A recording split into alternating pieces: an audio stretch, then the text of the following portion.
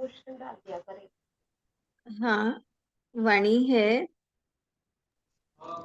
सत्संग का प्रसाद पाकर हमारा विषाद खत्म हो जाता है। तो सत्संग का प्रसाद भाव है, प्रेम है। हमें ये प्रसाद सत्संग में आकर ही मिलता है, भाव और प्रेम। और संसार में जो बाहरी हम जब तक गुरु नहीं मिले प्रसाद लेते, उससे मुख ही मीठा होता था, बाकी भीतर के अभाव दूर नहीं होते थे। लेकिन सत्संग का प्रसाद भाव और प्रेम मिलता है तो हमारे जीवन के जितने भी विषाद हैं वो खत्म होते हैं। क्योंकि विषाद का कारण क्या है? प्रेम का अभाव और भाव का अभाव। इन दोनों के कारण ही जीवन में विषाद होता है। और विषाद का अंत संत सत्संग का प्रसाद पाकर खत्म हो जाता है। जिस तरह से भगवान के चरणों में हम बाजार से लाकर मिठाई चढ़ाते हैं तो वो प्रसाद बन जाती है, फिर मिठाई नहीं रहती।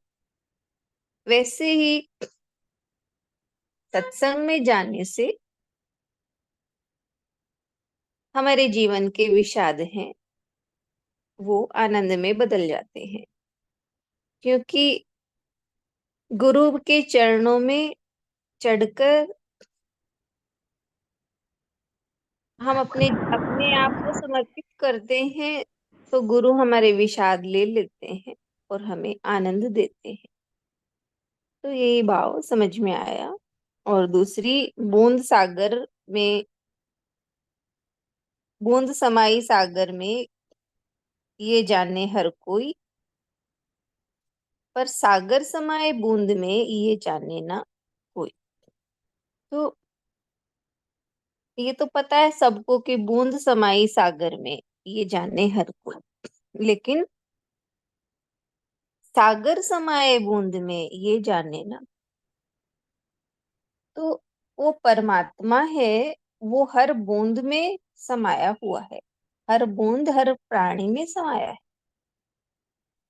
जैसे एक बूंद को टेस्ट करें तो पता चल जाता है ये सागर का अंश है।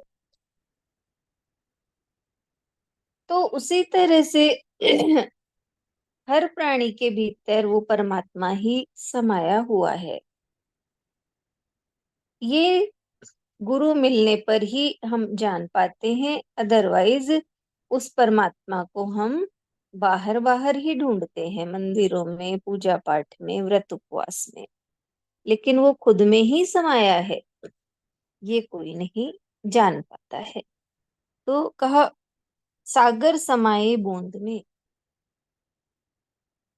और उस बूंद लगती छोटी सी है वो, लेकिन उसमें कितनी बड़ी क्षमता भगवान ने दी है कि उसमें सागर समा जाता है। उसी तरह जैसे बीज छोटा सा लगता है लेकिन उसमें पूरा वृक्ष समाया है, उसी तरह छोटा सा जीव है लेकिन उसमें पूरा परमात्मा समा सकता है जब वो अपने आप को समर्पित कर देता है परमात्मा के। तो परमात्मा ज्ञान स्वरूप है, भाव स्वरूप, प्रेम स्वरूप। तो परमात्मा सारा भाव ये उस जीव में उतर जाता है। ज्ञान प्रेम भाव के रूप में परमात्मा भीतर समा जाता है प्राणी के।